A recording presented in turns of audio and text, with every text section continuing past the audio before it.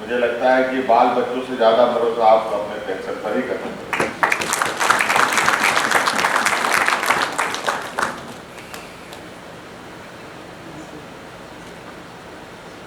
और आप लोगों की पुरानी पेंशन की मांग कहीं ना कहीं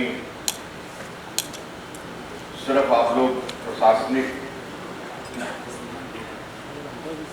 चीजों पर ही नहीं, देश के कई गतिविधियों पर नजर रखते हैं, देश के आर्थिक गतिविधियों पर नजर रखते हैं, मार्केट की स्थिति देखते हैं,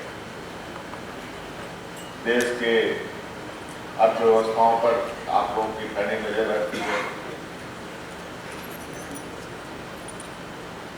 हम लोगों का रुपया का भाव, डॉलर के मामले में क्या स्थिति है, इन सभी चीजों को आप लोग देखते हैं। और सरकार की नौकरी में आने के बाद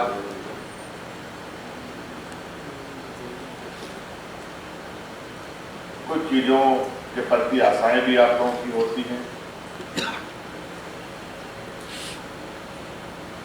और उम्मीद भी आप लोग ये करते हैं कि वो सुविधा सब लोगों को उपलब्ध हो।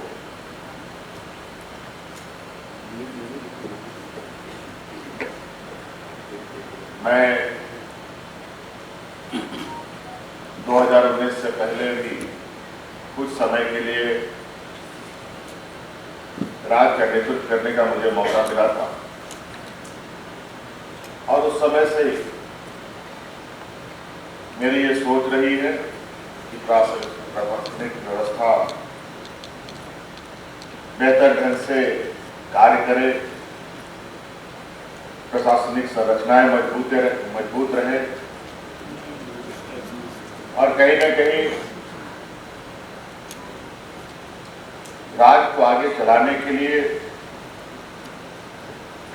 पदाधिकारियों की आवश्यकता के बगैर ये राज्य को आगे बढ़ाने की परिकल्पना बिल्कुल ही गलत सोच होगा।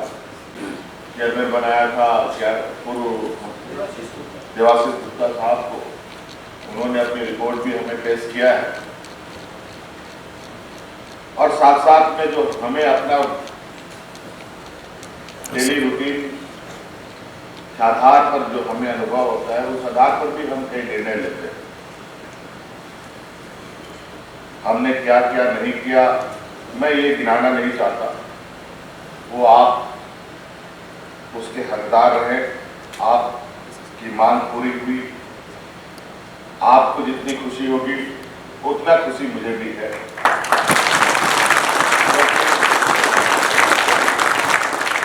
हम जिस पद पर है, कल कोई और होगा, परसों कोई और होगा, व्यवस्थाएं वही चलती हैं, लोग बदलते रहते हैं, लेकिन व्यवस्थाएं अच्छी हो तो व्यवस्था में कोई भी आए या जाए उससे फर्क नहीं पड़ता। कुछ चीजें हैं जो अनवरत चलती हैं, जिसे ना कभी रोका जा सकता है ना कभी रुक सकता है। इसलिए हमारा ये प्रयास है कि आप सब लोग निर्भीक होकर अपना काम करें। अक्सर हाँ कई शिकायतें हमें सुनने को मिलता है कि कई फाइलें, कई जरूरत की चीजें विभागों में चक्करें काटती रहती हैं। इन सब चीजों से बचने का आप लोग प्रयास करें, क्योंकि सिर्फ समय काटना ही हमारी जिम्मेवारी नहीं है। इसलिए इस बार तो हम लोगों ने नौजवानों को नियुक्ति के वक्त शपथ पत्र के रूप में, शपथ ग्रहण के रूप में भी एक हम लोगों ने नई परिपाटी शुरू किया है, ताकि एक शपथ के साथ हम बैठे कि जो जिम्मेवारी मिली है उस जिम्मेवारी को हम बखूबी से निभा पाए। और आज मैं हर पदाधिकारी को, चाहे वो राज्य प्रशासनिक पदाधिकारी हो, चाहे हमारे IAS IPS पदाधिकारी हो, इन सभी को मैं किसी के ऊपर ऐसी कोई बंदिशें नहीं डालना चाहता जिससे उसके काम में बाधाएं न उत्पन्न। बिल्कुल जो सही है उस काम को कभी भी रोकने का प्रयास नहीं होना चाहिए। आप लोग भी समय समय पर अपने राज्य प्रशासनिक समूह जो संघ है, आप लोग एक कार्य योजना के तहत कार्यक्रम बनाए, अलग अलग राज्यों में जाकर के आप लोग भी वहां के कार्य प्रणाली की सुसूत्रता से जानकारी लें। और जो बेहतर है, जो अच्छी चीजें, उसे हमें अडॉप्ट करने में कोई बुराई नहीं। ये बात सही है कि आज महिला और पुरुष कंधे से कंधे मिलाकर साथ चलने को तैयार है और चल भी रहे हैं। लेकिन ये भी बात है कि महिला पुरुष नहीं बन सकता, पुरुष महिला नहीं बन सकता। तो कुछ चीजें हैं जो कहीं ना कहीं महिला उसके हकदार होते हैं, उसके प्रति भी सरकार को गंभीरताएं से सोचनी चाहिए। तो आपके इस विषय पर भी जरूर आपके जितने भी पॉइंट्स हैं, मुझे चाइल्ड केयर के लिए भी बताया गया है, चिकित्सा सेवा के लिए भी बताया गया है, अंचल में बटालियन गठन करने की बात कही गई है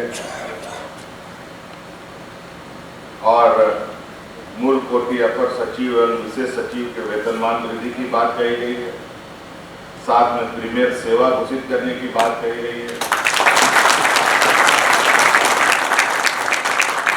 आप लोग बिल्कुल आश्वस्त रहे, बातें खाली मेरे संज्ञान तक में आनी चाहिए,